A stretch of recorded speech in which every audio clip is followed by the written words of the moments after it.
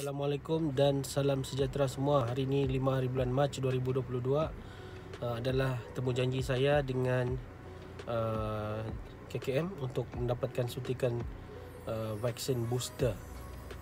Jadi saya akan update lah maklumat terkini tentang perkembangan saya sebagai mungkin panduan atau rujukan di masa hadapan.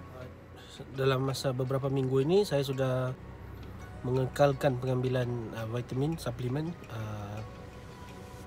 Vitamin yang saya ambil adalah daripada jenama Black Moss, vitamin D, vitamin C, multivitamins, vitamin B+,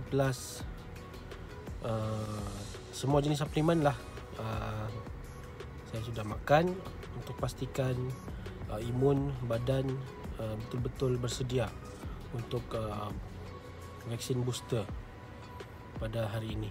Jadi saya akan update kesan-kesan sampingan yang saya alami nanti, dan saya akan maklumkan kepada anda semua sama ada kesan itu teruk ataupun tidak.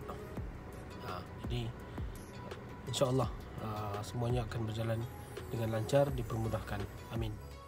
Tempat suntikan vaksin adalah di Klinik Kesihatan Ibu dan Anak Kota Belud, dan saya terus ke sini untuk mendapatkan suntikan.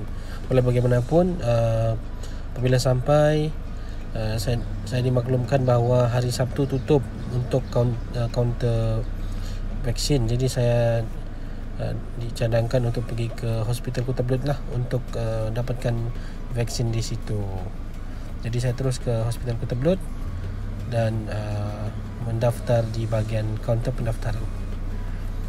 Okay, setelah mendaftar saya pun menunggu sekejap, dan sebenarnya tidak ramai orang datang untuk ambil booster. Ada seorang saja selepas saya, dan tibalah giliran untuk saya suntik. Tidak sampai 15 minit saya dipanggil untuk suntikan. Apabila disuntik ada sedikit sakit macam kena gigit semut lah, dan saya tidak sedar pun dia sudah tarik jarum tu. Macam pengalaman sebelum ni pun alhamdulillah tidak ada kesan yang terlalu sakit lah orang kata. Ada mau scan apa-apa yang ini nanti dong sangat cepat saja apa? Begitu saja. Nanti kopimu enggak update saja. Terima kasih ya.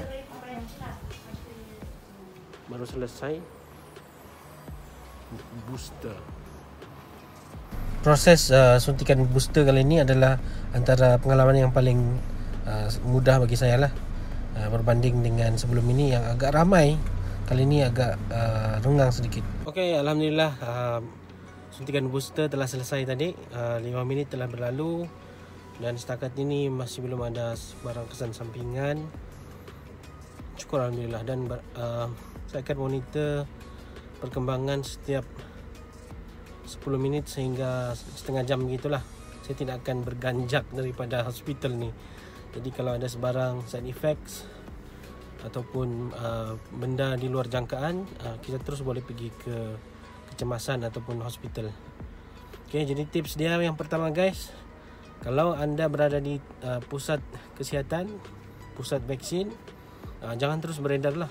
Tunggu di situ dalam setengah jam, lagi selamat 1 jam, supaya kita boleh monitor kita punya perubahan dalam badan kita. Sekiranya ada sebarang kesan sampingan yang serius, kita terus boleh bergerak dan meminta bantuan daripada pegawai kesihatan yang ada di sini.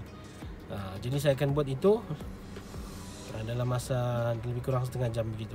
15 minit telah berlalu selepas saya dapat suntikan booster vaksin Pfizer. Setakat ni tidak ada sebarang kesan yang serius lah. Cuma saya ada rasa sedikit pening. Cuma tips yang seterusnya saya ingin kongsi kepada anda semua. Pastikan anda bawa air, bawa air yang banyak. Okey, macam saya banyak sudah air saya minum ni. Pastikan anda mempunyai air yang cukup. Minum air yang banyak sebelum dan selepas suntikan. Sebab kebiasaan orang akan demam, dan apabila demam, air itu akan dapat membantu mengawal suhu badan lah. Okey, 20 minit telah berlalu. Sekarang ni saya masih lagi rasa pening, tapi tidak terlalu serius Dia pening biasa saja. Merasa sengal-sengal badan tidak ada, cuma di kawasan yang kena suntik tadi tu rasa macam ada kebas lah. Itu perkara biasa lah kan, kalau disuntik. Jadi tips yang seterusnya, kamu boleh buat pergerakan tangan untuk elakkan rasa kebas-kebas tu. Buat pergerakan tangan, exercise, jadi untuk hilangkan rasa kebas di tangan. Yang seterusnya, sebelum suntikan, pastikan anda bersarapan. Ini nasihat daripada doktor juga ya. Pastikan anda bersarapan, sebab sarapan tu penting untuk bagi kita tenaga kan. Pengalaman tu akan lebih sukar bagi anda sekiranya anda tidak bersarapan. Okey, tips yang seterusnya, terutama bagi mereka yang biasanya rasa loya selepas mengambil vaksin, anda boleh bawa bersama yang aromatic therapy balm tu, yang balm yang ada bau serai, minyak kayu putih, peppermint, atau lavender. Bawa sekali, dan hidu, ataupun minyak kayu putih tu pun okey. Kalau sampai rumah boleh minum teh halia. Yang ini boleh hilangkan rasa loya. Okey, setengah jam telah pun berlalu. Rasa pening tu masih ada, tapi rasanya berkurangan lah, semakin berkurang. Alhamdulillah, saya tidak setakat ni saya tidak ada sebarang kesan sampingan yang serius ataupun kesan alergi yang immediate allergic reactions, tidak ada.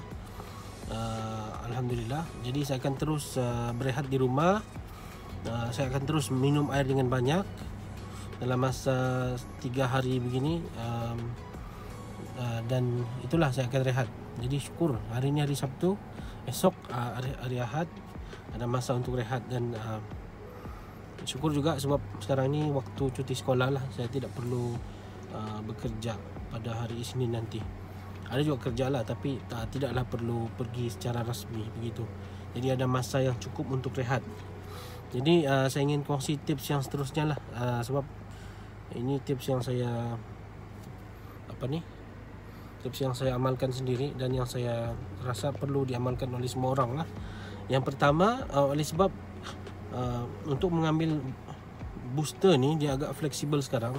Kita boleh tentukan tarikh bila kita mau ambil booster tu dan di mana lokasi dia. Dia lebih fleksibel, di mana-mana pun boleh ambil.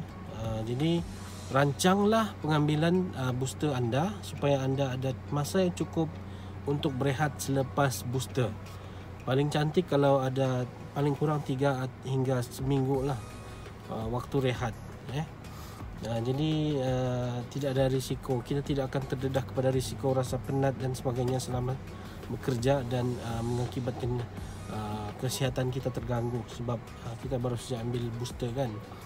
Okey, saya pernah dengar cerita lah, ni cerita lah, saya tidak tahulah kesahihan dia, tapi sedikit sebanyak menyebabkan saya rasa kita perlu berhati-hati ya.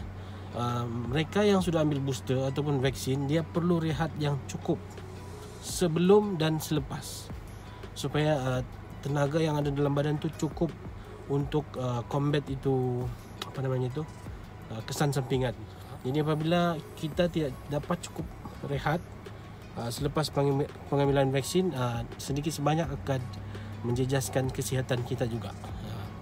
Jadi sebab itu mendapatkan rehat yang cukup tu sangat penting, dan anda kena bijak mengatur masa yang sesuai untuk booster ni, sebab tidak sama dengan first dengan second vaksin kan.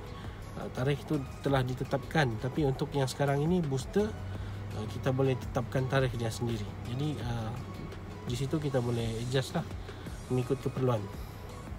Okey, itu saja tips yang saya ingin kongsi. Dan tips yang terakhir, pastikan anda sentiasa mengamalkan gaya hidup yang sihat. Jangan minum alkohol. Bagi yang minum alkohol, jangan minum alkohol. Exercise. Kalau tidak secara rutin pun, pastikan ada masa anda exercise lah dalam masa seminggu untuk kekalkan stamina yang kuat. Minum air yang banyak, makan suplemen yang cukup, terutama vitamin C, so vitamin C ini akan meningkatkan imun dalam tubuh badan. Dan sentiasa berfikiran positif. Jangan terlalu kita negatif, sebab fikiran yang negatif akan menimbulkan resah dalam diri kita, dan apabila kita rasa resah, pelbagai perkara negatif akan datang kepada kita. Okey, jadi itu saja perkongsian pada kali ini. InsyaAllah, dan doakan kesejahteraan kita semua, dijauhi daripada penyakit ini, dan kita doakan agar segala urusan kita dipermudahkan. Anda yang menonton, terima kasih kerana menonton, dan diharapkan agar video ini memberikan manfaat kepada semua orang yang menonton. Assalamualaikum warahmatullahi wabarakatuh. Semoga bermanfaat, dan jumpa lagi.